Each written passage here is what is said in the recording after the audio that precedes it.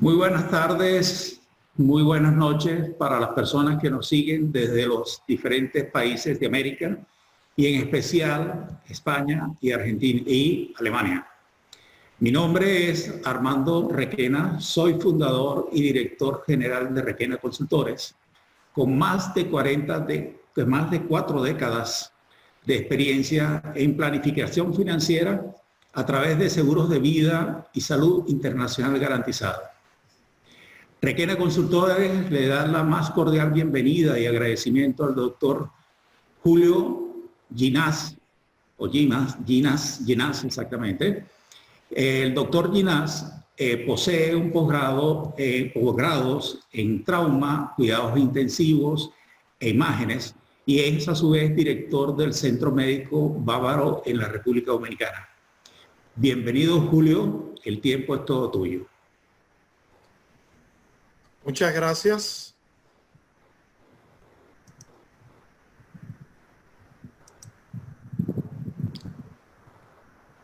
Buenas noches.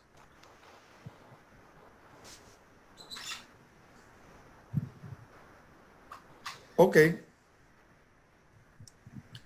Bueno, el COVID nos ha servido como excusa para muchas cosas y esta noche vamos a usar esa excusa para hablar un poco sobre telemedicina. ¿Se escucha bien? Perfecto. Muy bien.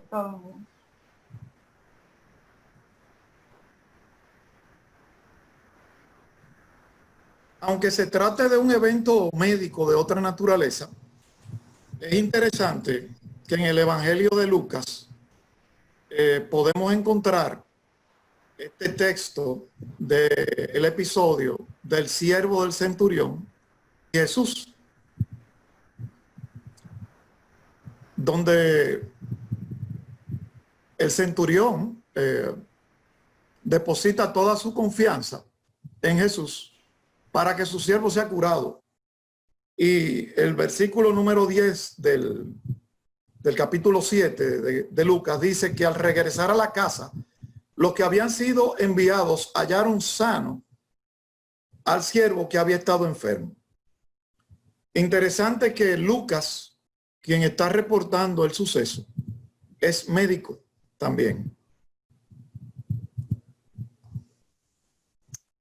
El prefijo tele, que tiene su origen en el griego, significa a la distancia o de lejos.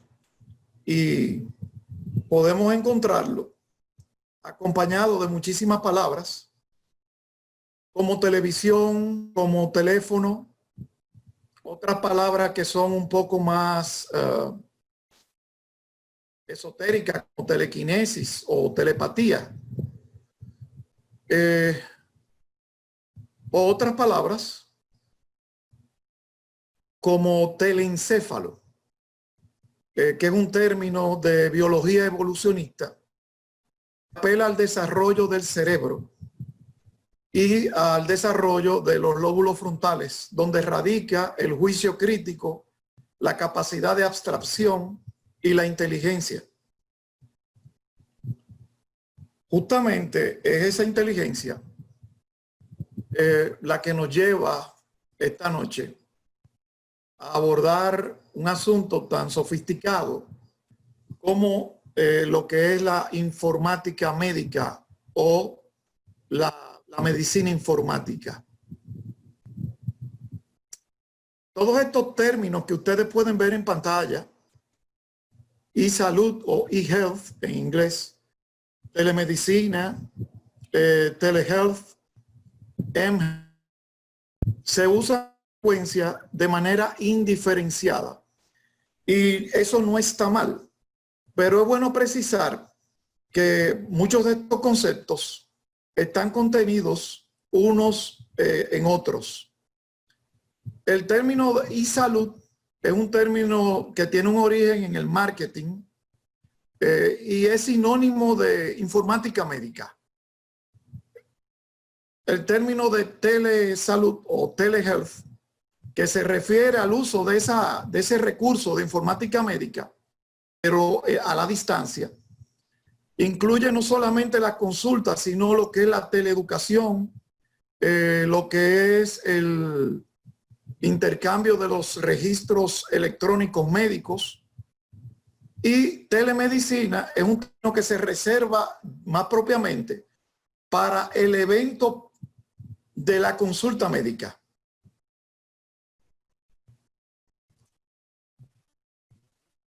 Los orígenes de la telemedicina se encuentran relacionados con el desarrollo de la tecnología en las comunicaciones, ¿no? De manera que desde la década de los años 20 del siglo pasado, con el uso ya más difundido del radio, por ejemplo, en los barcos en alta mar se usaba esas comunicaciones de radio para dar asesoría a la tripulación con pacientes que se enfermaban en alta mar. Resulta interesante ver esta ilustración de un gran pionero de la ciencia ficción, el señor Hugo Gernsback, y en su revista Science and Innovations, Ciencia e Innovación, vemos esta publicación que ocupó la portada de la revista en 1925. Y él muestra un aparato al que él llamó teledáctil. Ustedes pueden ver eso que parece un espejo, es una pantalla donde él podía ver básicamente tecnología de televisión a un paciente, pero él lo había figurado con la tecnología de transmisión de ondas radiales. El paciente a su lado tiene un dispositivo que le permitía al médico utilizarlo como interfase para palpar al paciente, mientras que el médico desde su locación sentía la resistencia que el dispositivo obtenía desde el paciente.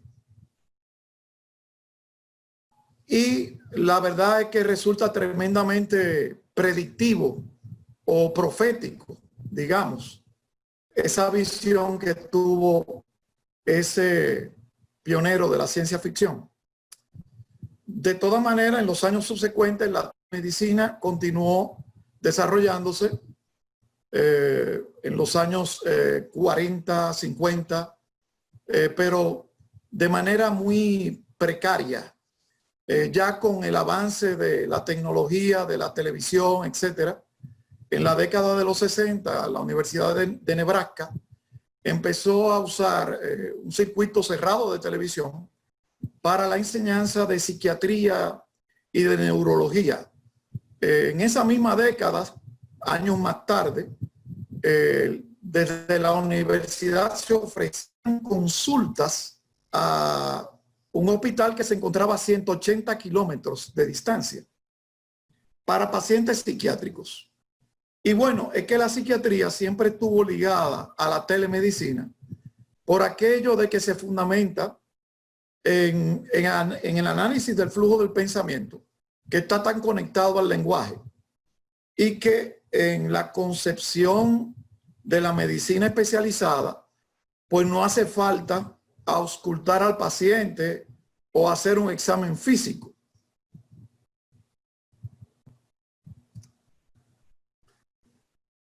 Miren la similitud de aquella imagen de 1925 con esta del robot Da Vinci, donde el cirujano puede estar a literalmente miles de kilómetros de distancia del paciente que opera. Aunque no fuera con una tecnología tan sofisticada como esta, en el 2001, un médico cirujano desde Nueva York logró amputar la vesícula biliar de un paciente en Francia. Bueno, la verdad es que el COVID ha creado las condiciones y la coyuntura para que el fenómeno de la telemedicina se haya disparado. Y aquí hay algunas cifras. En términos de las consultas, como promedio y según investigaciones recientes, los médicos en Estados Unidos han aumentado sus consultas en telemedicina desde 50 hasta 175 veces más que lo que ejecutaban antes de la epidemia. Para este mismo año, la proyección de consultas por telemedicina se estimaba en 36 millones, pero hace unos meses la proyección ya es de unos 200 millones, o sea, un incremento realmente significativo. El mercado de la telemedicina en el 2019 se calculó en un valor de 49 billones de dólares y se estima para el 2026 en 175 billones de dólares. Ciertamente que la telemedicina manda que nos aferremos a los recursos inherentes a la misma, que son tan limitados en términos del contacto físico, del examen físico, etcétera. Y bueno, especialmente con este asunto de la pandemia, del COVID, nosotros, los médicos, hemos tenido que apelar a recursos como los laboratorios, los síntomas que podemos conversar con los pacientes o los estudios. En términos del laboratorio, sí está la famosa PCR, la cadena de reacción de la polimerasa para detectar el ARN del virus. Pero ocurre que hay un cuello de botella con esa prueba porque hay una demanda que excede la capacidad.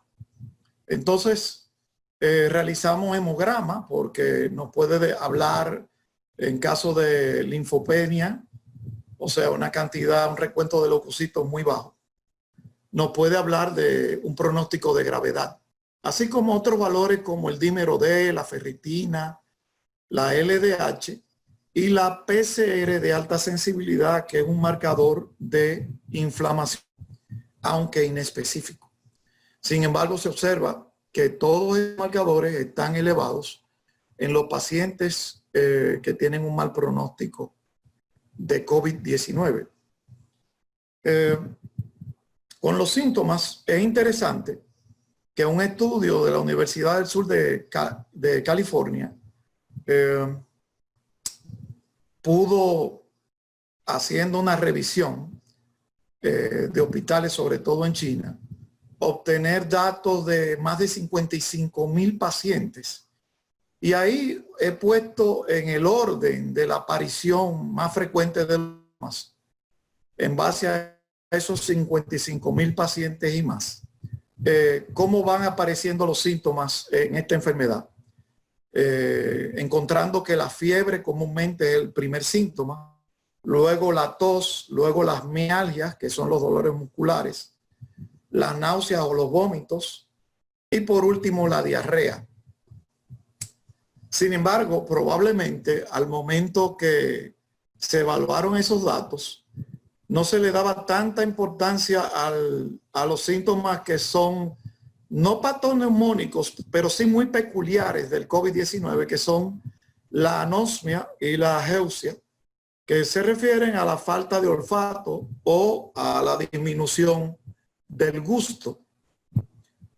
El orden de esos síntomas, aunque esos síntomas son comunes a otras enfermedades virales, hay que señalar que el orden es distinto al de otras enfermedades virales como la influenza o el resfriado común. Las imágenes, muy interesantes, porque en ausencia del recurso de la PCR, por ejemplo, tenemos la tomografía y en lugares de mayor escasez, la radiografía de tórax. Muy, muy interesante porque los estudios indican que un 56% de los pacientes asintomáticos, es decir, de los pacientes que no tienen síntomas, tienen una tomografía positiva, o sea, con hallazgos que se corresponden con COVID-19.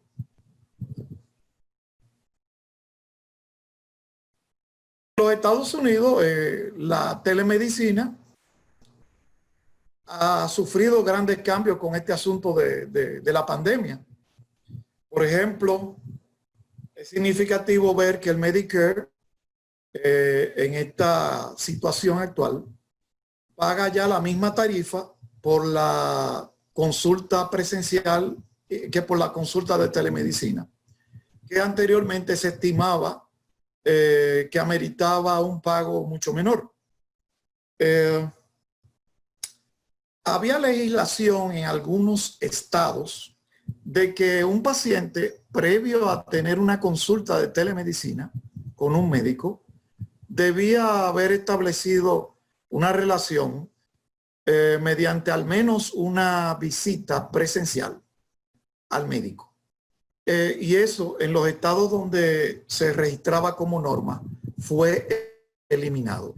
Cabe señalar que muchos médicos consideran que esa visita previa es esencial. Y aunque la legislación o las normativas no lo limiten, ellos mismos se autolimitan y no hacen telemedicina con pacientes que ellos previamente no conozcan de manera presencial. Y en el tercer punto,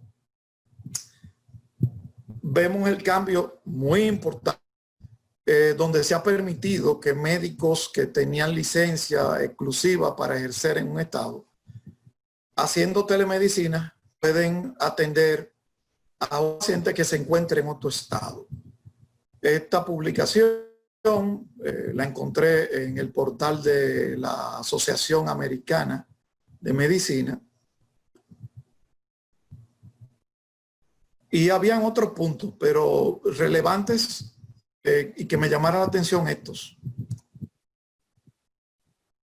La verdad es que la consulta de un médico con su paciente es un fenómeno, es un evento, es un acontecimiento de intimidad entre el médico y el paciente. Y lo señalo porque la telemedicina crea una interfaz, una atmósfera interpuesta que desdibuja un poco las sutilezas que da ese contacto físico y presencial. Aquí vemos esta nota sobre fascia hipocrática. Bueno, Hipócrates, que es el padre de la medicina occidental, es el padre también de la semiología, que es la ciencia o la rama de la medicina que se trata del reconocimiento de signos y síntomas para llegar a un diagnóstico. Hipócrates, como otros médicos que le sucedieron, caracterizaron determinados otros para hacer diagnósticos. Bueno, está la fase hipocrática, pero hay otras fases como la hipotiroidea, la hipertiroidea, la fase adenoidea, la fascia renal, la fascia en luz llena, etcétera, que son rostros que verlos les dicen al médico cuál es el problema, el posible padecimiento que tiene el paciente. Y nosotros los médicos que trabajamos en turística, en mi caso, ¿no? Que tengo ya más de 20 años ejerciendo en Punta Cana y Bávaro, somos unos médicos de una categoría inferior porque nos dedicamos a atender dolor de barriga y diarrea. Pero estos episodios interesantes pueden ilustrar cómo ese contacto presencial ha sido determinante para discriminar de un dolor de barriga y otro. Así que propongo este título, un dolor de barriga, como el título de una serie que puede ser llevada a alguna de las plataformas de entretenimiento como Netflix. Primer episodio, sorpresa británica.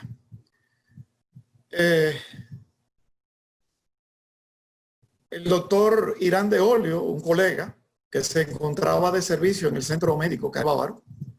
Había una pareja joven en la década de los 20, británica, que muy felices se encuentran en el trópico, pero la joven, la esposa, llega con cólicos renales.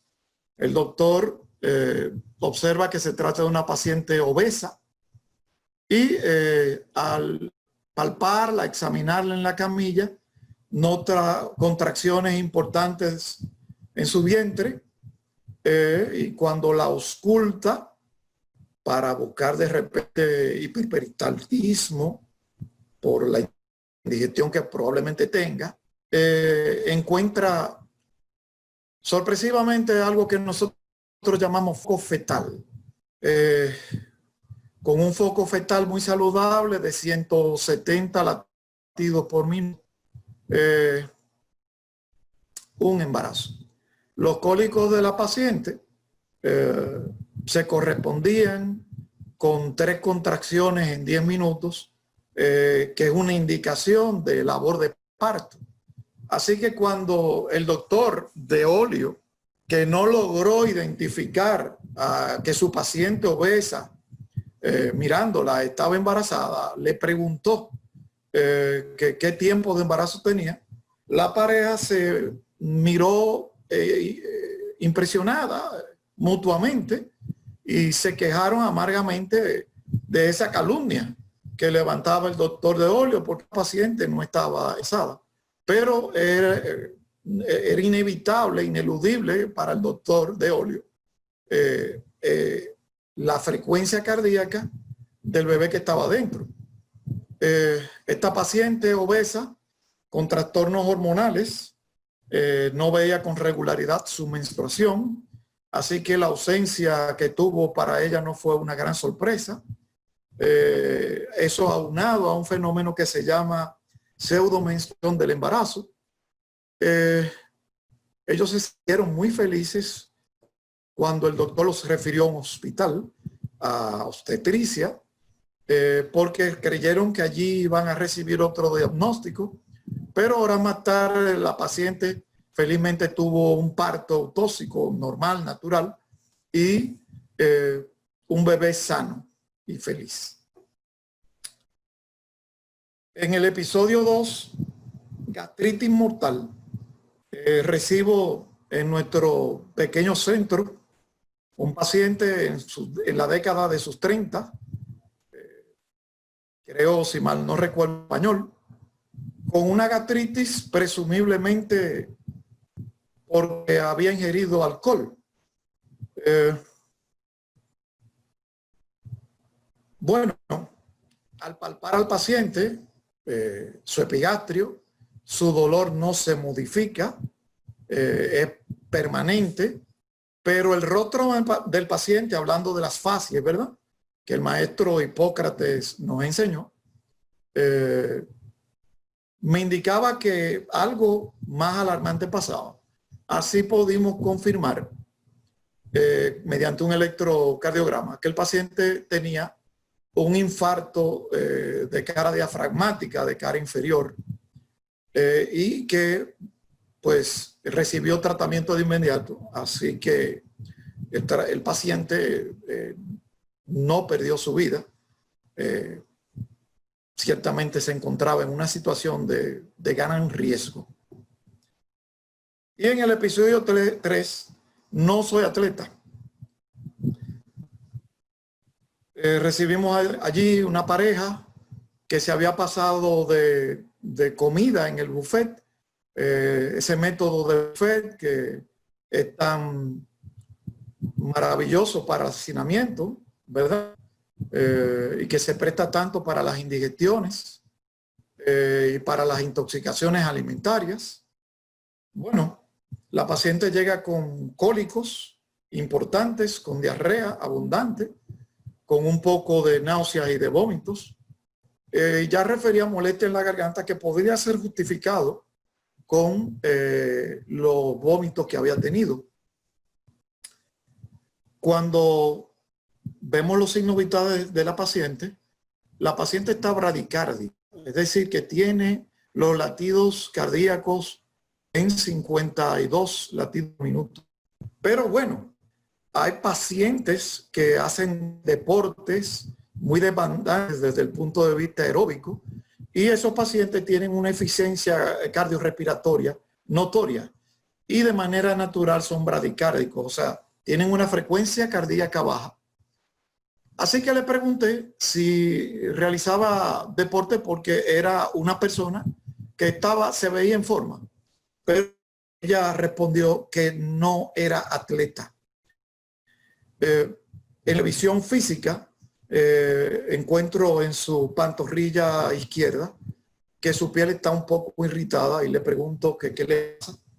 A pesar de que la irritación no era muy notoria, me contó que más temprano ese día, caminando por el jardín, por el área de jardines del hotel, un jardinero que estaba fumigando accidentalmente roció su pantorrilla, pero muy poca cosa. De ella no le dio importancia. Y bueno, ahí encontramos el episodio de intoxicación de órganos fosforados que crea una reacción colinérgica que aumenta la peristalsis, causando vómitos, diarreas y bradicardia. Fue tratada y no hubo ningún problema. Yo me imagino este escenario de dolor de barriga en un contexto de telemedicina. Sin embargo, la telemedicina ciertamente tiene muchísimas ventajas. Y una de ellas es la accesibilidad para áreas remotas o áreas rurales. Y de hecho, en sus orígenes, en el desarrollo de la telemedicina, prácticamente este fue el motivo principal de su desarrollo. En Estados Unidos, el Servicio de Salud y la NASA en los años 70 y 80 crearon asistencia de telemedicina para comunidades nativas, ¿verdad?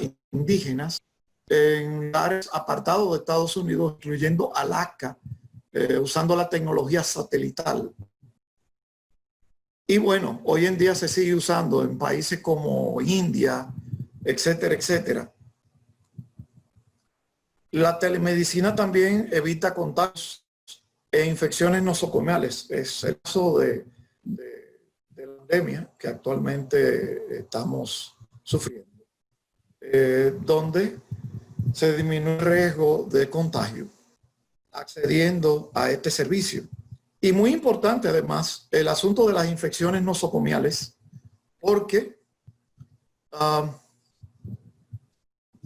estas infecciones afectan a pacientes de alto riesgo que tienen un sistema inmunológico deprimido, como son pacientes trasplantados o pacientes con enfermedades crónicas o pacientes ancianos.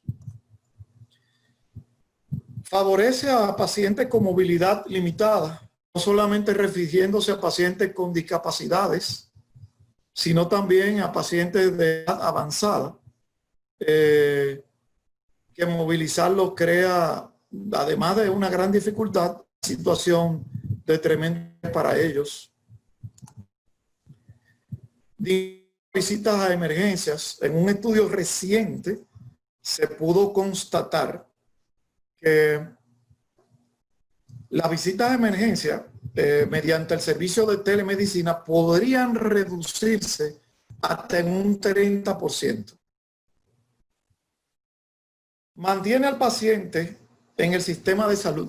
Evidentemente, cuando la cultura de la telemedicina sea asumida por la mayoría, resulta muchísimo más fácil para un paciente que tiene que hacer un seguimiento de su situación de salud.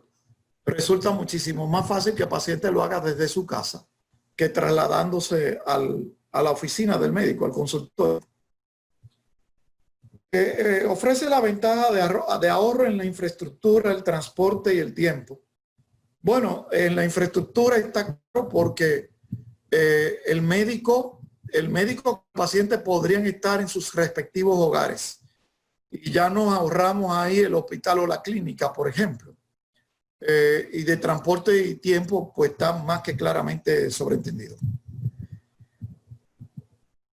Digitalización, que es igual a mejor gestión del servicio. Bueno, eso está muy claro.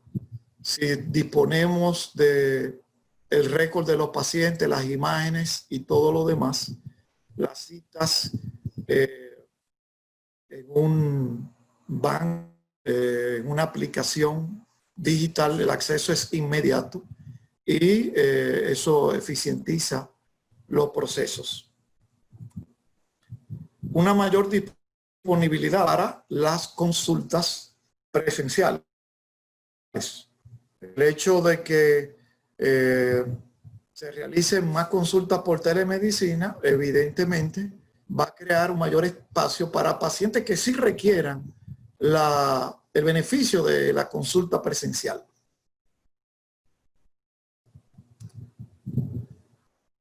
Este cuadro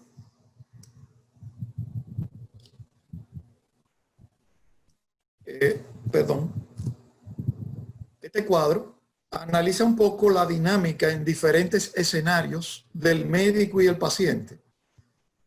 Es muy interesante que hace unos años, al tiempo que se desarrollaba la medicina, la telemedicina, y empezaba a ponerse en boga, etcétera, se puso también en boga una cultura retro justamente contraria, en el extremo opuesto de la telemedicina, que es el médico a domicilio o el house call. Ustedes saben que la consulta médica del siglo XIX hacia atrás fundamentalmente se efectuaba en la casa del paciente.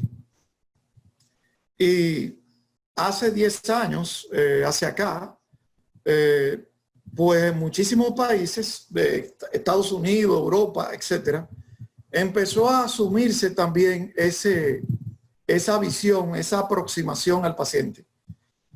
Interesante porque esto está desprendido de una idea que nosotros conocemos como medicina centrada en el paciente. O sea, donde el paciente es lo más importante y donde se intenta hacer un abordaje integral al paciente.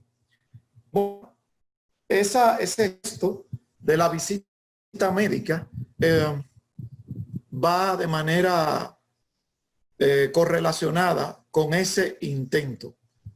Pero la dinámica médico-paciente, desde el punto de vista psicosocial, cambia enormemente. Y en este cuadro vemos cómo los diferentes escenarios demandan del médico y del paciente un esfuerzo o involucrarse en mayor o menor medida. En el servicio a domicilio, el tiempo demandado para el médico es mucho mayor porque el médico es que tiene que trasladarse al paciente. El médico evidentemente puede hacer mucho menos consultas. En la consulta presencial donde el paciente se traslada, es el tiempo del paciente el que es demandado, pero facilita que el médico continúe ofreciendo más consultas. Y en el caso de la telemedicina, donde el contacto virtual es instantáneo, el de tiempo para el médico y el paciente virtualmente es el mismo. Ahí encontramos una equidad que habla favorablemente de la telemedicina. Sin embargo, en cuanto a la dominancia o postura de autoridad o de privilegio, en el servicio médico a domicilio, el médico está visitando la casa del paciente. Está el factor psicológico de que usted está en un terreno que no es el suyo, que requiere unos permisos adicionales. En el caso contrario de la consulta presencial en la oficina del médico es lo contrario. Y en el caso de la telemedicina, pues es igual, porque ambos están sometidos a la misma interfase. Es hasta simpático observar cómo eso cambia tanto en la vida real. Cuando un médico es enviado para la consulta a domicilio a la casa de un paciente, si el paciente no está de acuerdo con que el seguro le haya enviado ese servicio a domicilio, porque no es su médico de confianza, por ejemplo, o él entiende que la calidad de atención que va a recibir no es la esperada, usted ve cómo ese paciente en el servicio a domicilio recibe al médico en la sala, o peor aún en la galería, donde lo vean los vecinos, o acompañado de muchísimos familiares, y él requiere que el médico lo vea en esa situación. Es decir, que no crea un ambiente que facilite esa consulta. Por el contrario, cuando un paciente va a la consulta del médico, aun el paciente estuviese visitando esa consulta sin necesariamente haber seleccionado el médico de manera específica, el paciente va a vivirse hasta un cierto punto porque está visitando la oficina del médico. Es decir, que su actitud debe moderarse, a pesar de que él incluso no estuviera contento con esa visita. En caso de la telemedicina, esa dinámica psicosocial es interesante, que está fundamentada en 3 situaciones que se da en todo evento de consulta, que son la confianza, la empatía y la comunicación. El examen físico, que es un suceso que tiene lugar en la consulta, se ve favorecido en el domicilio del paciente para el paciente, porque el paciente se siente más confianza en su hogar y en su entorno para facilitar ese examen físico que requiere, por ejemplo, desnudez. El paciente se va a sentir más cómodo en su espacio para hacerlo que en un lugar extraño, como puede ser una clínica, un hospital, o la consulta de un médico. En el caso de la consulta presencial, psicológicamente el médico se siente más cómodo para realizar el examen físico en su consultorio, no solo porque es su entorno, sino también porque no es lo mismo hacer el examen físico en una camilla que está diseñada con una altura determinada, etcétera, etcétera, para facilitar que el mismo acontezca. Y en el caso de la telemedicina, el examen físico se ve afectado por lo que todos ya sabemos. El médico toca al paciente, quien toca al paciente es el mismo, mediante un autoexamen dirigido por el médico. El paciente no es médico, o sea que la apreciación que tiene es doblemente subjetiva, porque la del médico es subjetiva, pero la del paciente que no tiene un entrenamiento es doblemente subjetiva, ya que al palpar algo, la idea que se hace ni siquiera tiene un punto de referencia. La historia clínica, que básicamente es el conversatorio que tiene en la consulta el médico y el paciente, en el servicio a domicilio, digamos que es la misma, dependiendo de la condición psicoemocional tanto del médico como el paciente. O sea, que va a depender también de la relación que tengan el médico y el paciente previamente.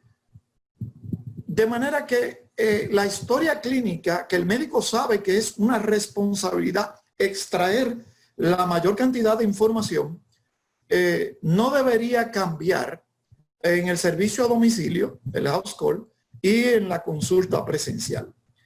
Sin embargo, en lo que es la telemedicina, donde el médico sabe que tiene el recurso del examen físico un tanto limitado, el médico evidentemente tiene que ser más inquisitivo en sus cuestionamientos, buscando respuestas más precisas, por ejemplo. Así que es interesantísimo cómo la dinámica entre médico y paciente varía en estos diferentes escenarios y para la telemedicina valorar dónde se beneficia y dónde no. Y decíamos que desde el punto de la telemedicina, esa dinámica está influenciada o pautada por la confianza del médico y el paciente. Esa es la razón por la cual, como decía anteriormente, muchos médicos no ofrecen, incluso ya permitiéndose en los Estados Unidos por norma, la consulta por telemedicina sin previa relación. Muchos médicos no realizan estas consultas de telemedicina si no tienen al menos una visita previa al paciente. El médico valoró físicamente, que incluye una valoración de su estado mental y emocional, y el paciente valoró a su criterio la calidad de atención y los servicios que el médico le brindó, haciéndose un juicio de satisfacción. La confianza del médico y el paciente, que en telemedicina va a demandar probablemente más de una visita. La empatía es también otro de las premisas que van a caracterizar esa dinámica médico-paciente en la consulta por telemedicina. Muy interesante, porque la empatía es un concepto que apela a identificación. Es decir, un médico que tenga un nivel cultural bajo, porque puede ser que una persona que tenga título de medicina tenga un nivel cultural bajo y reciba la visita de un paciente con un nivel cultural alto,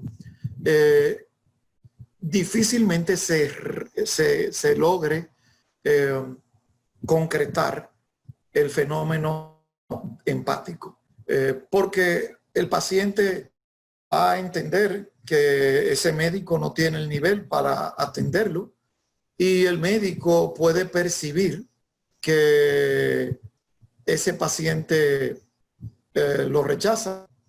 Es decir, que la empatía tiene que ver con identificación y tiene mucho que ver también con carácter y personalidad.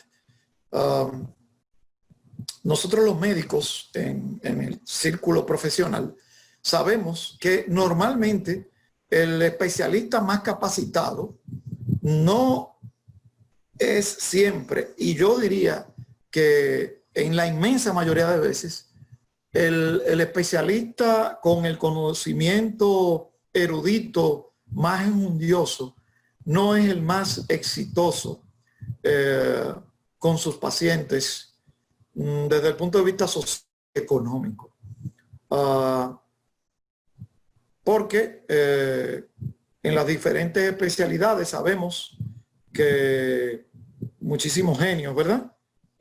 Históricos, maestros de los especialistas más famosos, tienen, por ejemplo, un carácter un poco fuerte, la gente muy inteligente a veces tiene problemas con sus relaciones humanas, y esos fenómenos de empatía. Lo señalo todo esto porque es algo extremadamente importante, que el paciente se sienta feliz con su médico. Siendo esto o rivalizando este objetivo de que el paciente se sienta feliz, esto de que el paciente se sienta feliz incluso con el estado de salud del paciente. Porque al final el destino nos depara un estado de salud en cero, ¿verdad? De inexistencia. Así que si un paciente no se siente feliz con su médico, lo cambia de inmediato, independientemente de que sea el mejor médico del mundo. Y por último, la comunicación entre el médico y el paciente. En este asunto de telemedicina, que tiene tantas vertientes como las videoconsultas o como la teleconsulta por teléfono o como el MediChat, ¿verdad? Esa comunicación por estos tres medios, por ejemplo, que es tan ilustrativo, se ve afectada. La visualización del interlocutor nos permite ver gestos y interpretar qué tipo de énfasis está haciendo la persona con sus gestos, pero también con su voz. Así que si la comunicación se ve afectada en una conversación telefónica porque no vemos los gestos, imagínense una conversación mediante un chat en donde no solamente no vemos los gestos, sino que escuchamos el tono con que se nos dicen las cosas.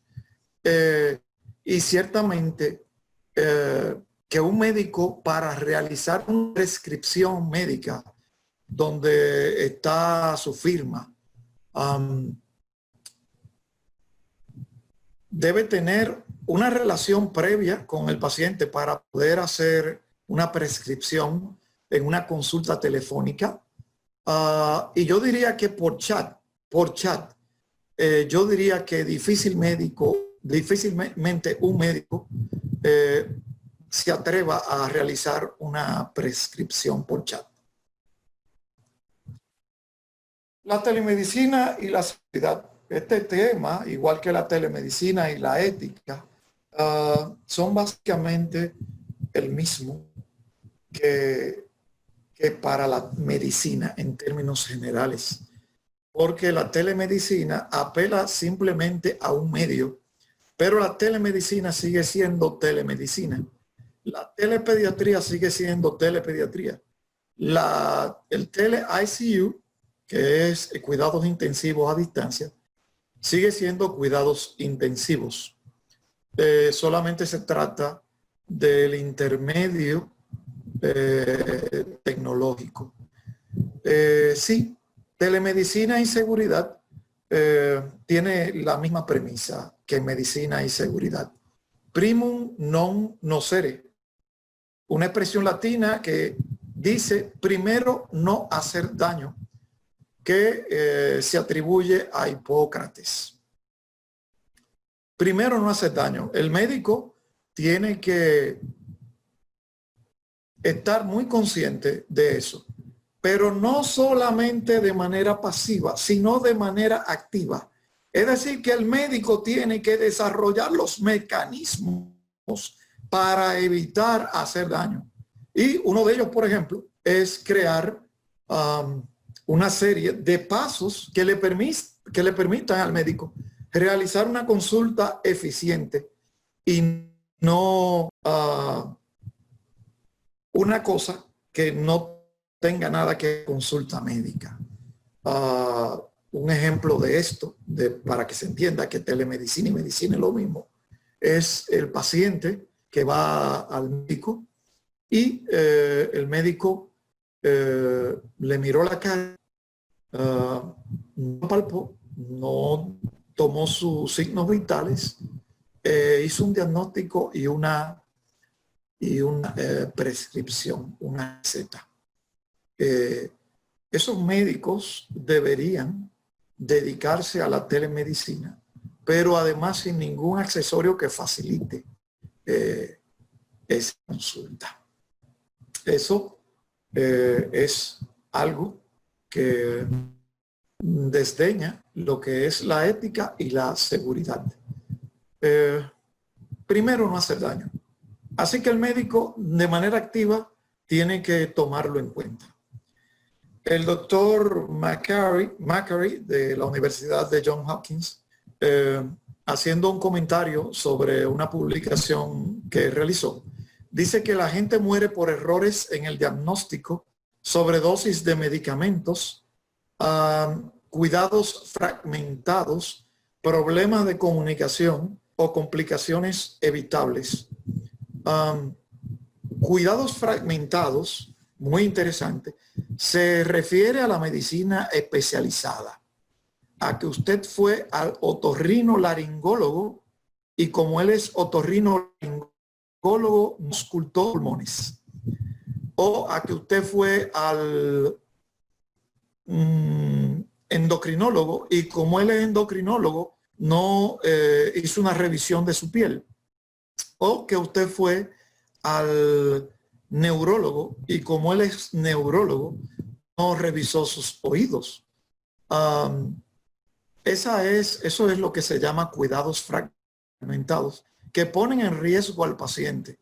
Por eso la aproximación a una medicina centrada en el paciente, esa aproximación del servicio a domicilio, esa aproximación de atención primaria, del médico de cabecera, es una aproximación tan y tan correcta que salva vidas.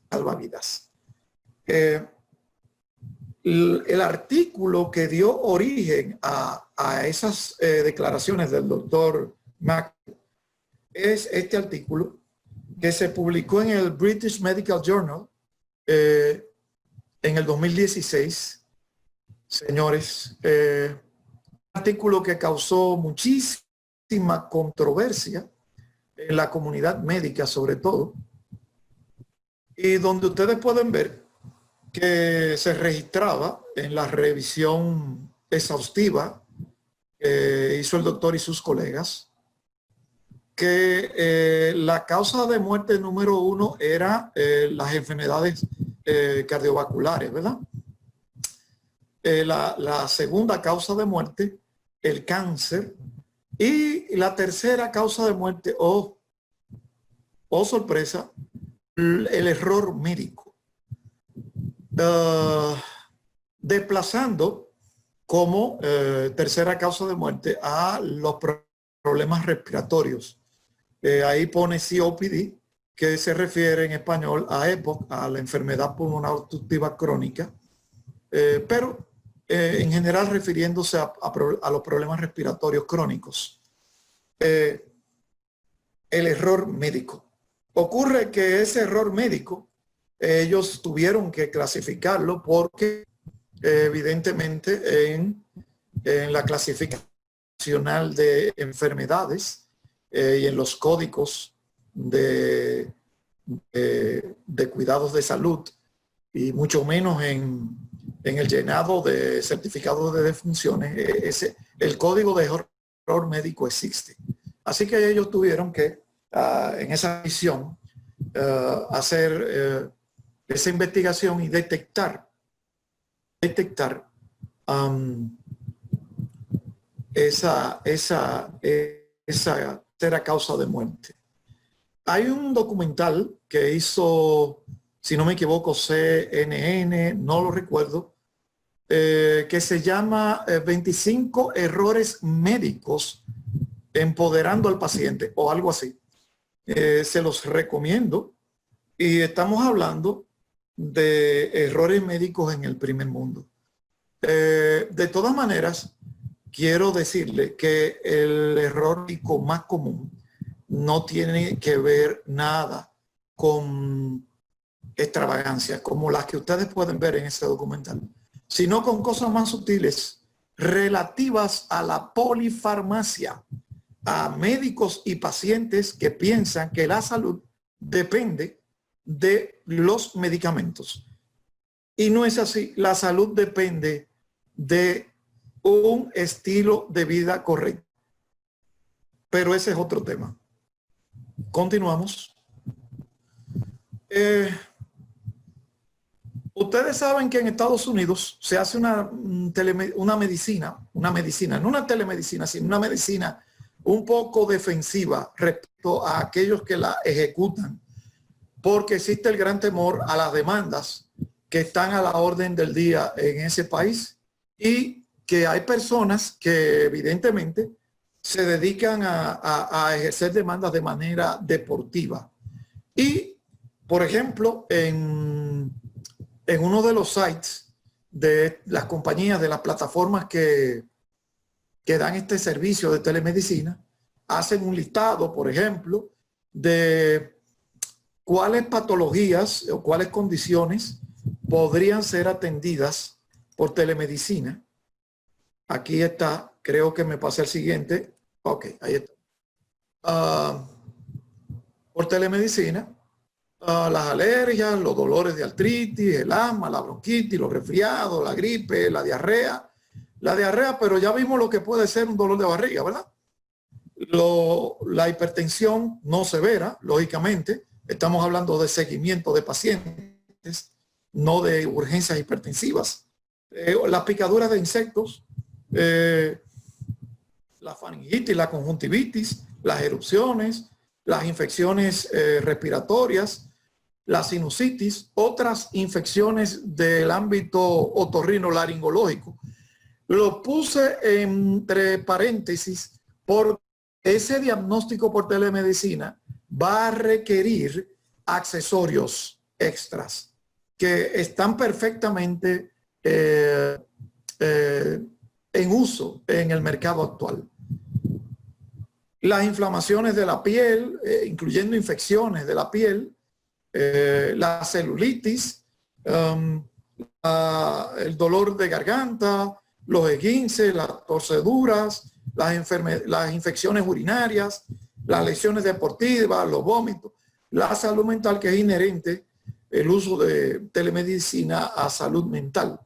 Evidentemente, como es una medicina defensiva, ellos han restringido bastante este uso, pero ni siquiera la compañía que publica este listado, sus médicos se restringen a eso, sino que evidentemente hay pacientes con enfermedades crónicas como hipertensión, diabetes, cardiópatas, que pueden recibir seguimientos por vía telemedicina con el entrenamiento, la coordinación y en ocasiones los accesorios necesarios.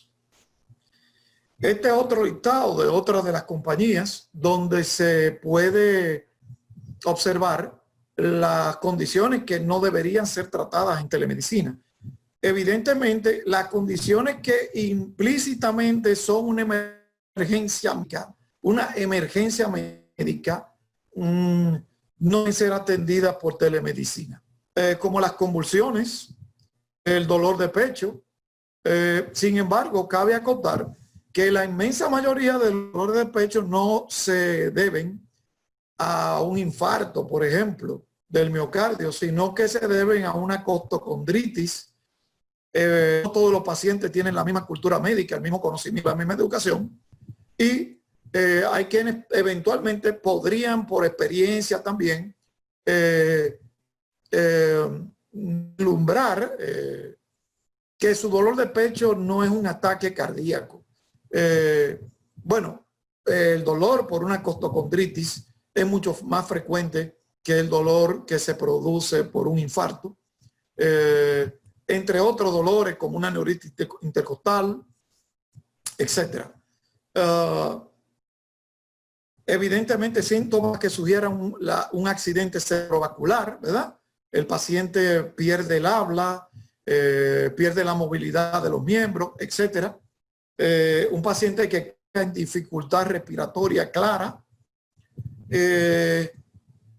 evidentemente una respiración dificultosa, un dolor de pecho, incluyendo un hormigueo, en ocasiones, y no es nada raro, que se presenten en pacientes que tienen un ataque de pánico. Pero si el paciente no está claro con eso, lo correcto es asistir a emergencia, llamar al 911. Bueno, que tenemos la suerte ya también en República Dominicana de contar con ese servicio, independientemente de cómo funcione, ¿no? De la eficiencia. Mareos, pérdida de conocimiento, los sangrados repentinos, las hemorragias repentinas, claro, una asfixia, un caso de hipertensión, una crisis hipertensiva severa, una lesión craneal tan delicada, incluyendo las lesiones craneales cerradas, que aunque no se vean aparatos de comprometer la vida del paciente, acoto que los rayos X no sirven para evaluarlas, sino la tomografía, por lo menos. Una fractura de hueso, porque usted ve que evidentemente hay una pérdida de la integridad morfológica, anatómica. Usted ve que ya esa área no tiene la misma forma, lo que implica que hay una fractura claramente. Interesante, porque hay pacientes que usted puede verlo prácticamente sin inflamación y sin equimosis o hematomas. Pero cuando se realiza una radiografía, tiene una fractura. Y hay pacientes que tienen un gran edema y equimosis y le hace una radiografía, tienen fractura. O sea que la verdad es que en el trauma, el uso de la imagenología básicamente es imprescindible. En cáncer, aunque eso es un tanto subjetivo, porque está claramente definida la función de la teleoncología, que da seguimiento a pacientes con cáncer, que promueve interconsulta con centros más sofisticados o superespecialistas, incluso a nivel internacional. Y evidentemente pacientes tienen una crisis extrema de salud mental que implique riesgo de suicidio, homicidio o una esquizofrenia, una crisis de esquizofrenia con alucinaciones, etcétera, etcétera, etcétera.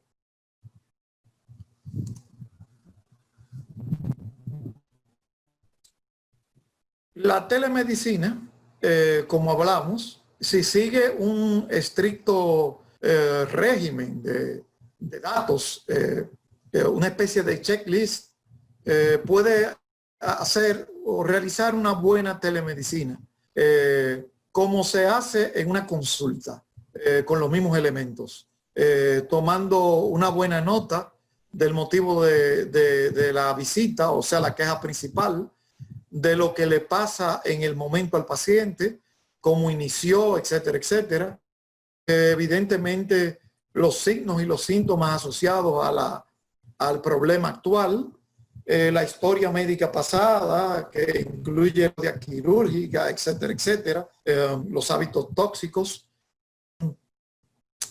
la historia familiar, la historia personal y social, que tiene que ver con su trabajo, con su quehacer, con su estilo de vida sedentario, activo, su estado de estrés, salud mental, la revisión de los medicamentos que toma el paciente. Eso es tremendamente importante para evitar interacciones farmacológicas nocivas, por ejemplo, evidentemente las alergias, la revisión por sistemas, especialmente cualquier cosa que te haga pensar de otro sistema que está relacionado, para no caer en el error de los cuidados fragmentados que habíamos señalado antes. Y muy interesante, el examen físico, que se trata de un autoexamen. Está en grande ese autoexamen. Miren, el físico es cierto que está en movimiento en la telemedicina, pero en la medida en que se asuma la consulta por telemedicina como parte cotidiana de nuestra cultura, hay que dar que el paciente tiene una ventaja sobre el médico en el examen físico. Y es una cosa que se llama propiocepción y somestesia. La somestesia es la capacidad que tenemos de sentir nuestro cuerpo. Y la propiocepción es la capacidad que tenemos de sentir la posición relativa de las diferentes partes de nuestro propio cuerpo. ¿Qué es lo que estoy diciendo? Que si yo le pido a usted que cierre los ojos y palpe, sostenga el quinto dedo de su pie izquierdo con los ojos cerrados, usted va a poder hacerlo. O que toque su rótula o su codo, o que ponga su dedo en el ombligo, o que toque su pezón. Usted va a lograrlo incluso sin ver, porque se lo permite la somestesia y la propiocepción. Al mismo tiempo, todas las variaciones del tacto que tienen que ver con temperatura, con un sentido de profundidad, de sensibilidad, de calor, de dolor, o de hormigueo, etcétera, etcétera. Usted tiene ventajas sobre el médico respecto a eso. Eso es por lo que el paciente en ocasiones se acerca al médico diciéndole, es que yo siento una bolita por aquí. Y el médico palpa y no va a tener la precisión que tiene el paciente para ubicar la bolita. El paciente la va a sentir en una magnitud que el médico no la puede sentir. Entonces, lo que nos falta es que pueda ser traducido eso a que el médico lo perciba de igual manera. Existe tecnología de realidad aumentada y realidad virtual actualmente, donde en visitas virtuales no solamente usted tiene visión 3D, sino que puede también tener sensaciones, o sea, el fenómeno táctil. Interesante porque ustedes vieron que en el 1925 esa ilustración del teledáctil apelaba a ese asunto. Y imagínense un acceso donde el paciente con unos guantes tocándose crea una interfase que pueda comunicarse con unos guantes que el médico tenga y el médico pueda sentir lo que el paciente siente en sus manos. La telemedicina, es verdad, es cierto que requiere una infraestructura para ser eficiente. Yo estoy poniendo términos sofisticados para verme igual de sofisticado y engañarlos a todos ustedes. Pero ad hoc se refiere a objetos, infraestructura, etcétera, que están diseñados especialmente para un determinado fin. Una de las compañías más poderosas e importantes en los Estados Unidos, líder en telemedicina, es American Well. Ellos, además de tener la plataforma virtual, ofreciendo las consultas, ofrecen infraestructura y equipo. Lo que ustedes ven aquí son los carritos que sirven para usarlo en centros médicos. Y la diferencia de estos respecto a una computadora que alguien tenga en su casa es que la cámara, por ejemplo, no es la que ustedes están viendo, la que yo estoy utilizando, por ejemplo, en este equipo, para que ustedes logren visualizarme. Es una cámara que a la distancia el médico puede manipular para hacer zoom, acercamientos, sin que el paciente necesariamente se mueva, y observar muy de cerca, por ejemplo, los ojos del paciente y, por ejemplo, percatarse de la reactividad pupilar. con alta resolución óptica, no virtual, sino alta resolución óptica. Este tipo de equipo viene también acompañado de accesorios para enviar información de imágenes, etcétera, al médico. Y es un equipo que normalmente está acompañado de un personal médico, ya sea un médico que está haciendo la interconsulta o un paramédico que está utilizando esos accesorios para que el médico que está del otro lado pueda obtener más información.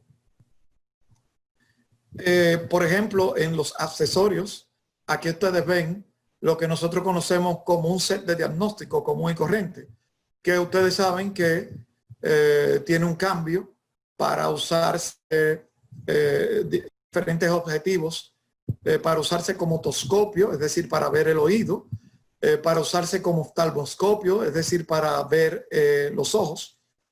No solamente la cámara, sino también para realizar fondo de ojo. Un fondo de ojo de la retina y el oftalmólogo del otro lado puede verla sin importar dónde se encuentre, en alta resolución. Como también puede ver la garganta, una rinoscopía o una dermatoscopía, observando lesiones en la piel de manera cercana y tremendamente precisa. Esos accesorios realmente que ponen a la telemedicina en otro nivel porque un paciente te manda una foto que él se tomó por WhatsApp. No solamente es que la cámara de su celular sea adecuada, no, sino que el paciente también sea bueno manejando esa tecnología. La misma compañía ofrece kioscos que tienen dentro un stand con la pantalla, con la cámara sofisticada, con los accesorios. Y esos kioscos se pueden colocar en centros comerciales o en farmacias o en zonas rurales, en lugares concurridos también.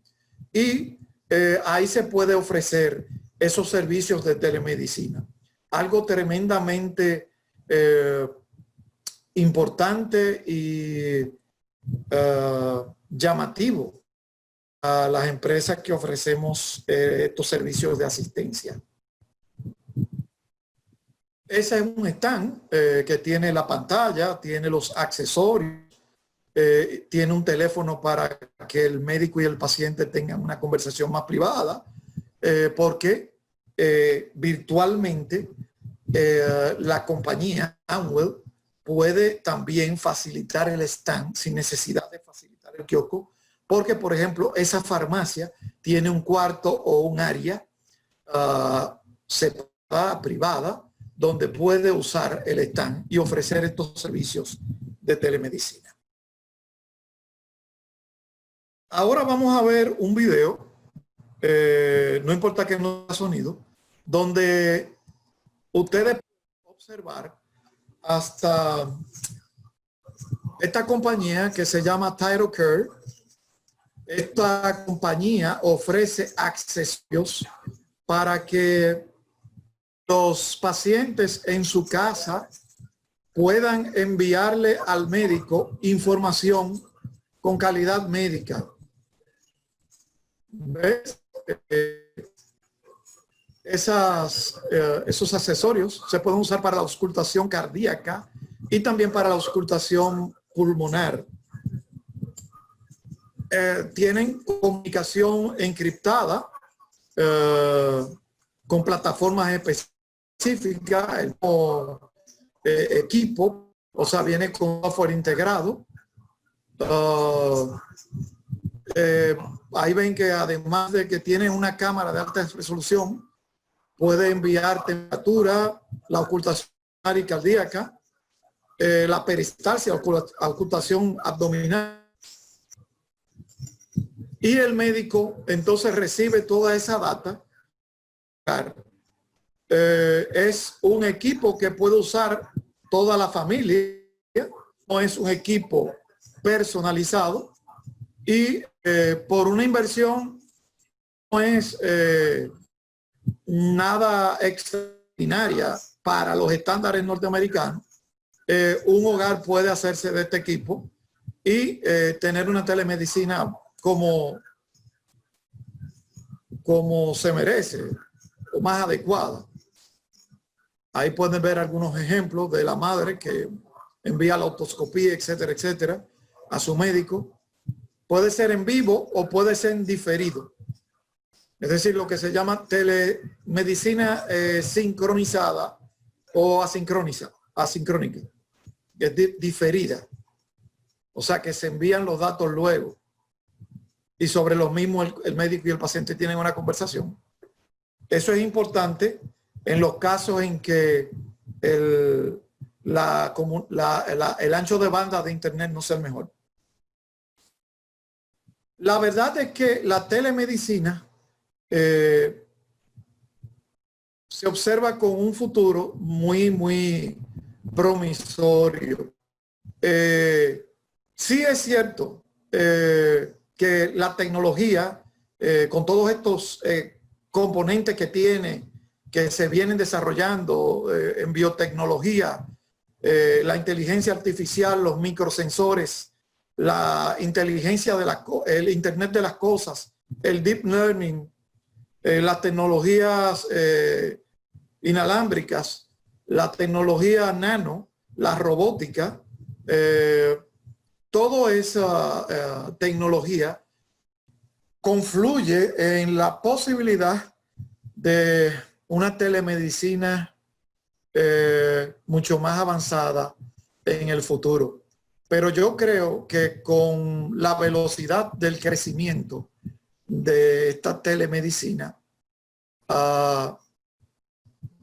yo creo que la tecnología está en condiciones de superar el concepto de telemedicina. Y a lo que me refiero es todo este grupo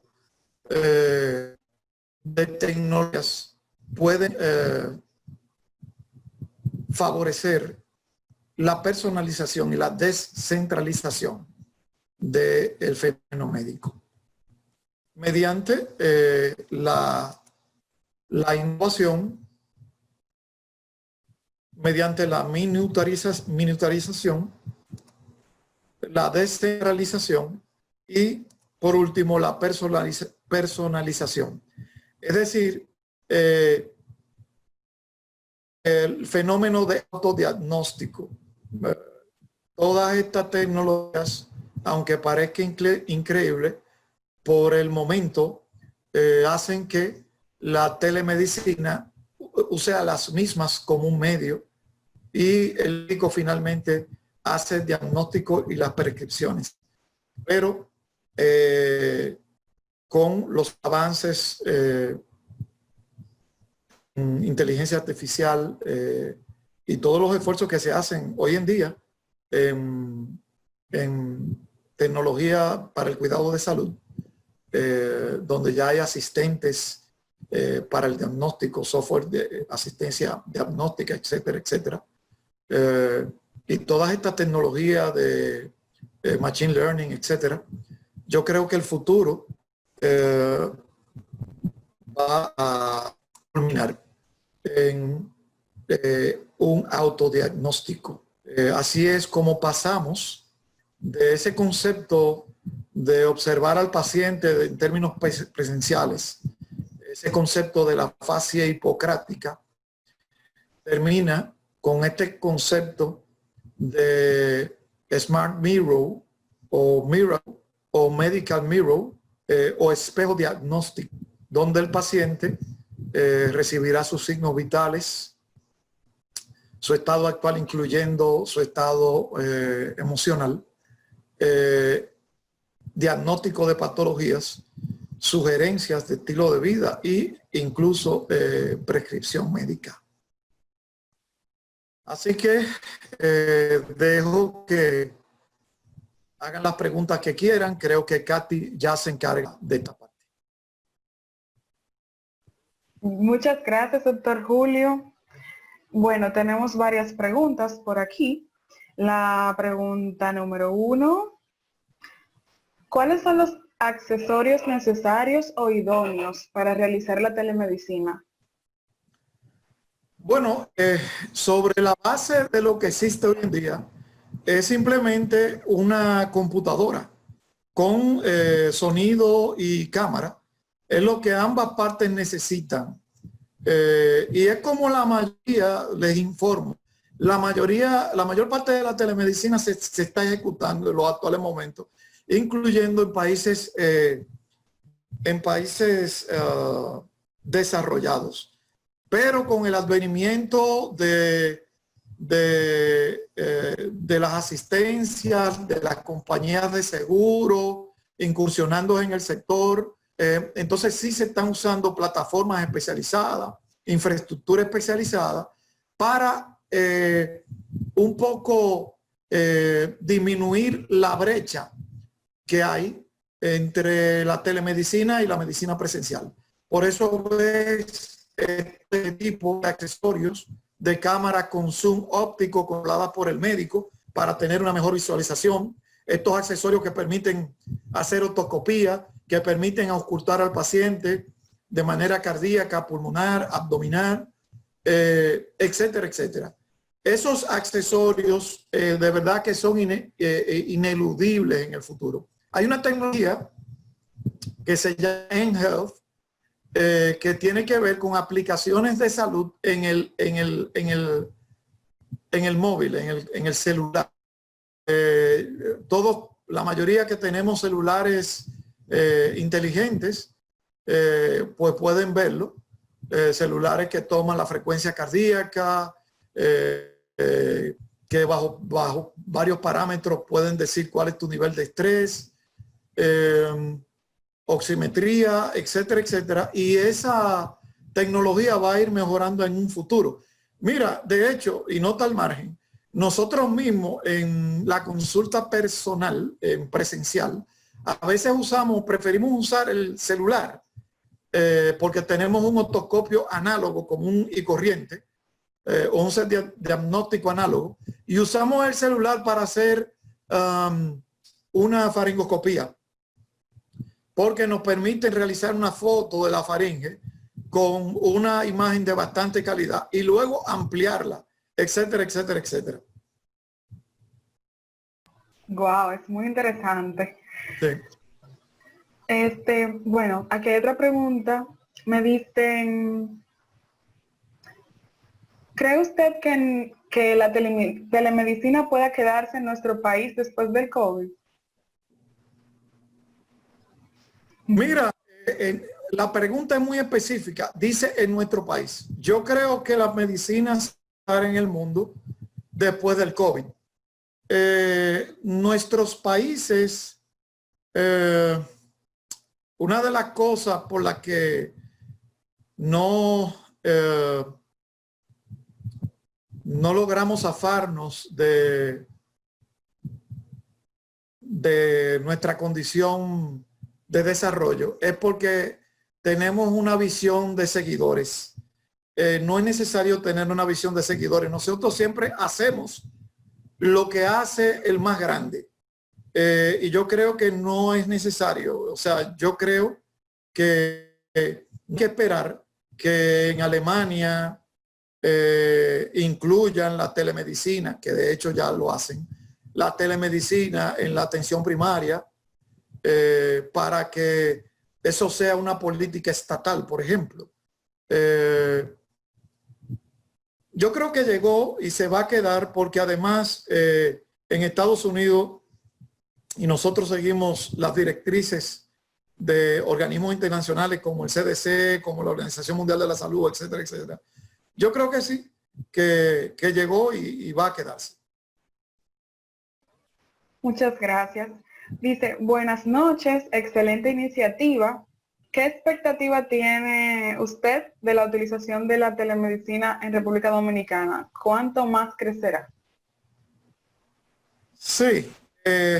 Esa pregunta, mira, como que viene de la otra también. Bueno, sí, pero tiene mucho que ver con voluntades. Voluntades, por un lado, del Estado, que puede asumirla como parte de un programa para llevar salud, para hacer más accesible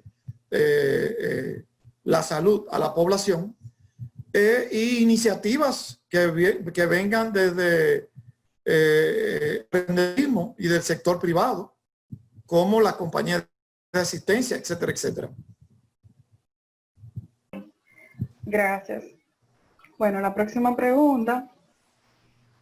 ¿Piensa el doctor que aquellos pacientes con timidez o que no les es agradable visitar consultorios aprecien la telemedicina como una manera de obtener servicios de salud en su zona de confort?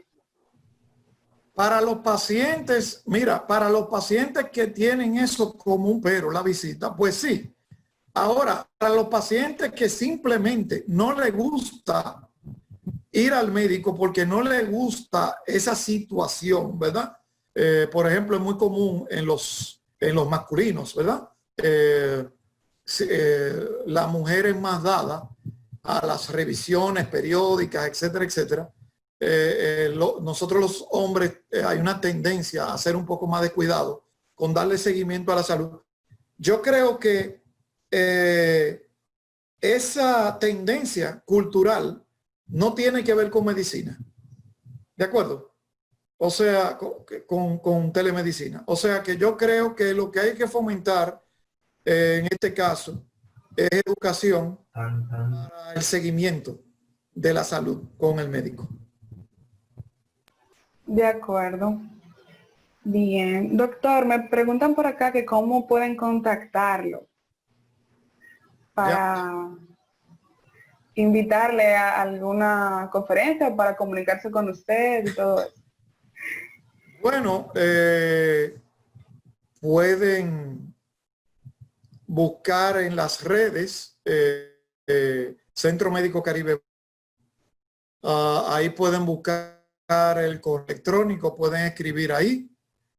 Pueden contactarme vía Caribe Asistencia también. Eso es correcto. Gracias. Centro Médico Caribe, Bávaro, ¿verdad? Centro Médico Caribe Bávaro. Ok, aquí tenemos otra. Además del hardware, la energía eléctrica y la conectividad, ¿qué impide una buena telemedicina en República Dominicana? ¿El historial clínico o el récord? Bueno, me está poniendo a escoger entre historial clínico y récord. El historial clínico depende del trabajo del médico. Y el récord, es verdad, debe haber una estructura estandarizada y de protocolos que permitan una interoperabilidad. Por ejemplo, en Sudamérica se han estado haciendo gestiones para estandarizar un registro médico electrónico entre países como Colombia, Perú, etcétera. Y por supuesto que a nivel nacional se requiere que esa interoperabilidad sea factible. O sea, que nosotros debemos tener como país mínimo, pero lógicamente que a nivel internacional también, en última instancia, debemos tener una estandarización que facilite ese servicio. Eso es así. Gracias, es cierto. Bueno, doctor, dice que por aquí, doctor, como ser humano, ¿cómo lidias con la presión o ansiedad que entiendo has de sentir como un paciente que tienes a través de una pantalla? Sí. Con la presión y la ansiedad, uno lidia de la misma paciente. Pero con la presión mía y ansiedad mía o la del paciente. Ajá, la presión suya y la ansiedad suya. Ok. Bueno, mira, siendo muy práctico, para mí lo primero es que hago algo que me apasiona y que me gusta. Eso es lo primero. Pero es verdad que cuando tú tienes empatía con el paciente, se puede producir ansiedad, es verdad. y estrés, eso es cierto. Mira, siendo muy práctico y se lo comunico a todos, yo creo que el instrumento que tenemos para lidiar con estrés y ansiedad más rápido y a la mano se llama la respiración. La respiración, que es ese aliento de vida, no maneja. Salva vidas, la respiración es lo que salva vidas a pacientes que están descompensados en cuidados intensivos mediante el uso de la ventilación, mediante un uso sofisticado de la ventilación. Pero la respiración, mediante técnicas de respiración, por mencionar una rápida para que la busquen, la respiración 4-7-8, que es una técnica de respiración, te ayuda a relajarte y a lidiar con la ansiedad, presión y el estrés. Y es terriblemente efectiva, pero no es conocerla, es hacerla. Si la haces, te va a ir muy bien. Wow. Bueno, aquí tengo otra preguntita. ¿Qué cualidades o experiencia necesita el médico para desarrollarse en la telemedicina y obtener un buen diagnóstico y resultados certeros? La última parte no la escuché. Obtener un buen diagnóstico certeros. Ah, bien. Mira, la condición que tiene que tener el médico, y la pregunta es válida, es ser un buen médico. Es ser buen médico. Por ahí escuché la expresión de que no todos los médicos son hechos iguales. Eso es correcto. El médico va evolucionando. El médico se da cuenta que si la OMS y el CDC de Atlanta dicen que no hay que usar mascarilla, porque eso solamente tiene que usarlo los profesionales, el médico tiene que cuestionarse su conocimiento de biología para pensar que una enfermedad respiratoria virológica entra por las vías respiratorias altas. Estoy diciendo desde el inicio de esta pandemia que esta enfermedad es una airborne, o sea, es una enfermedad de transmisión aérea y que entra por la nariz.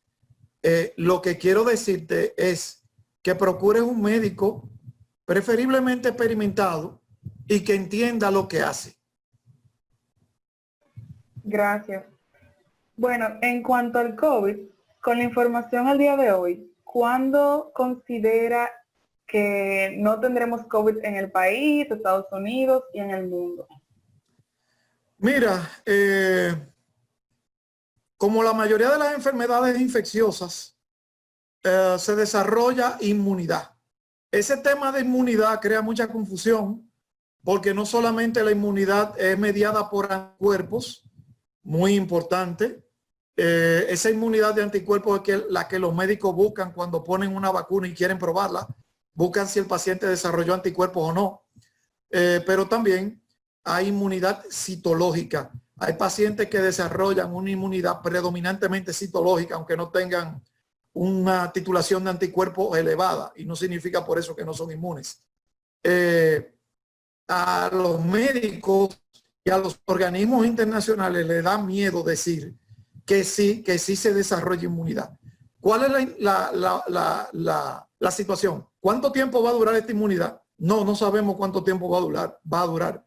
En el caso de la influencia, podemos ver que es una inmunidad que por la conducta epidemiológica y la globalización, etcétera, dura un año. Entonces, por eso se pauta que la vacunación sea anual.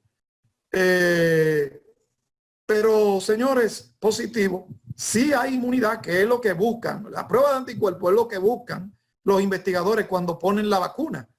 Sí, hay inmunidad, y que una inmunidad artificial sea superior a la natural es algo bastante cuesta arriba.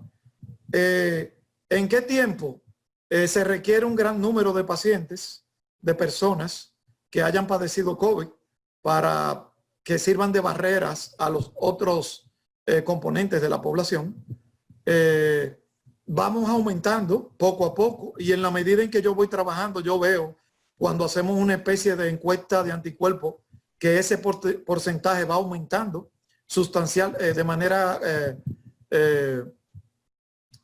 secuencial y efectiva.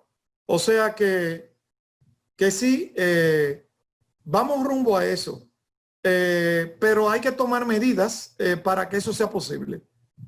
Hay que tomar medidas inteligentes. El toque de queda no puede ser implementado o derogado en base a una necesidad comercial. Si no existiera toque de queda y usted pone una política de actividad comercial de 24 horas y los supermercados y las farmacias estuvieran abiertos 24 horas, entonces el cuello de botella que crea el toque de queda fuera menor. Y entonces el gobierno daría incentivos, por ejemplo, para que esos comercios y esos consumidores se dispersaran en esos horarios 24 horas, diferentes horarios para las jornadas laborales escalonadas. Empresas, porque sabemos que un contador no va a trabajar a las 2 de la mañana, pero empresas manufactureras sí pueden hacerlo, etcétera. Oye, una multitud de cosas que se pueden hacer sin necesidad de implementar esta tontería de toque de queda. Y me disculpan que sea tan claro y que ahora lo deroguen porque hay una presión que tiene que ver con un asunto socioeconómico. Hay formas más inteligentes de controlar esto. Pero ya que me he devocado, les informo que la mascarilla funciona, son maravillosas, tienen una doble función porque evitan los contagios, pero además de evitar los contagios, cuando usted se contagia con mascarilla, la carga viral es menor y por lo general hace un cuadro clínico más benévolo. Y el distanciamiento. Esto se contagia de una gente a otra, no se lo pega si usted está solo en el malecón. El policía que lo ve solo sentado y va y lo detiene, lo está haciendo porque está cumpliendo una orden, porque lo vio sin mascarilla. Pero si usted no tiene mascarilla y usted está sentado en la costa, no hay nadie que pueda contagiarlo. Es decir, que el distanciamiento y estar en el exterior y el uso de mascarilla son medidas extraordinarias que estoy fomentando entre mis colegas y mis pacientes desde el inicio de esta pandemia. Excelente. Doctor, por acá me preguntan, ¿puede usar WhatsApp para hacer telemedicina? ¿Se puede usar WhatsApp? Bueno, muy interesante, porque hay una ley en Estados Unidos, HIPAA, que regula la seguridad de los servicios médicos. Ellos exigen en esas regulaciones que la comunicación de médico y paciente en telemedicina sea encriptada y la encriptación tiene que ser de grado militar. A veces estas regulaciones facilitan el quehacer de los monopolios y favorecen intereses económicos. Lo digo porque hay plataformas para el uso de telemedicina que causan tanto dolor de cabeza. Tú estás con un paciente y la plataforma se cae o, en resumen, no funciona. Entonces usted se comunica con el paciente por Zoom, por WhatsApp, y la comunicación es fluida y maravillosa. El paciente se puede tomar fotografías y enviarlas. Así que mira, en términos prácticos, sí que funciona WhatsApp. Y en lo que nosotros no copiamos a los países del primer mundo con esas regulaciones que favorecen a Papotico Cuajara y a Jacqueline Bisogné, entonces vamos a seguir haciendo consulta por los medios más efectivos. Muy bien. Otra pregunta que tengo por aquí es, ¿las videoconsultas son grabadas? ¿Cómo es la cosa? ¿las videoconsultas son grabadas? Sí, mira, eso es un tema que tiene que ver con ética, muy interesante. Mira, la ética de la medicina y de la telemedicina es la misma. Una consulta médica no puede ser grabada. Una consulta médica no puede ser grabada. Una plataforma que graba la consulta médica está incurriendo en un error ético.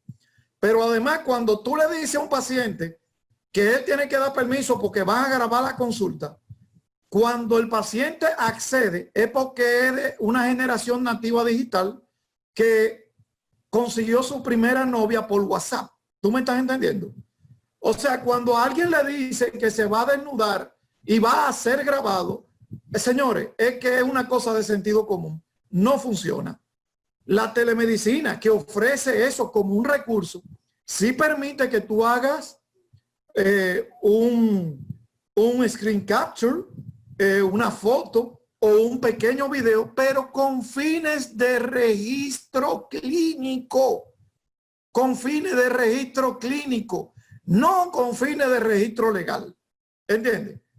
A finales de, no, en el primer lustro de los 90, yo recuerdo que aquí hubo una crisis con los médicos en las consultas presenciales, porque uno de los que se dedicaban a hacer visitas a médicos, especialmente ginecólogos, y los miembros femeninos de esa banda iban al consultorio, se metían a la consulta del ginecólogo y luego salían gritando que el médico se había propasado para extorsionarlos y requerir dinero de ellos, ¿verdad? Eso no justifica que el médico grabara las consultas, porque no es ético grabar ese evento privado. ¿De acuerdo?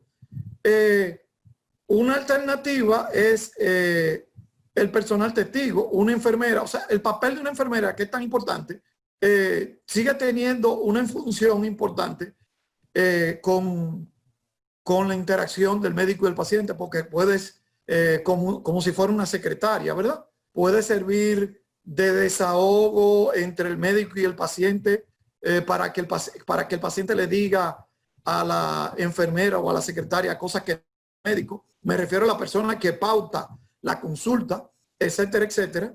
Y si es una enfermera, el paciente puede saber que la enfermera está ahí y puede autorizar la presencia de la enfermera, pero no que graben su consulta de medicina. Excelente. Doctor, las vacunas que algunos países están desarrollando, ¿estarán Sí. homologadas para que la misma vacuna pueda ser utilizada por todos los habitantes de todos los países, o habrá vacunas diferentes para los países?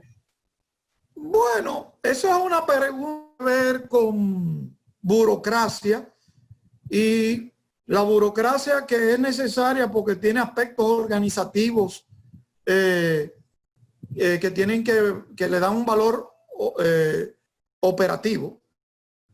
Yo siento bastante desdén por la burocracia. Yo le dejo la burocracia a los demás. Lo mío es la sangre, los fluidos corporales. Pero tú sabes que eso tiene que ver mucho con negociaciones, ¿verdad? O sea, con lo que decida la Comunidad Europea, el Departamento de Salud de Estados Unidos, los amarres que hayan detrás de esta cosa. Lo de que sean homologadas o no, bueno, lo importante es que la vacuna funcione. Eso es así. De acuerdo. Doctor, aquí tengo un mensajito para usted que dice: trabajo en Mafre VHD y no tengo palabras para agradecerte todo lo que nos has ayudado en tus teleconsultas. Eres como nuestro ángel de la guarda. Gracias. Estas son todas las preguntas. Yo creo que ya deben estar cansados, ¿eh? Muchísimas gracias. Le voy a pasar al señor Armando para que despida el webinar. Muchas gracias. Muchísimas gracias. Un placer.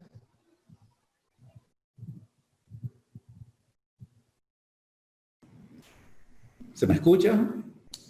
Ahora sí.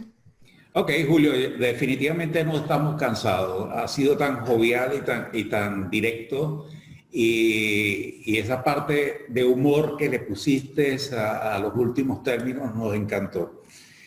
Pero llegó el momento de la realidad, pues el momento de producir los agradecimientos.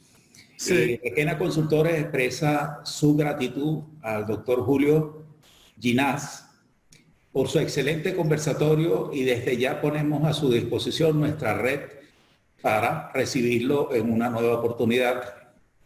Antes de despedirnos, informamos que todos nuestros webinars gratuitos son elevados a nuestro canal de YouTube Requena Consultores. Por favor, estén atentos. Un segundito. Estén atentos a nuestro próximo webinar el día 30 de septiembre a las 19 horas, o sea, 7 de la tarde, 7 de la noche de la República Dominicana, que estará participando o estará exponiendo el doctor Dagoberto Guílamo.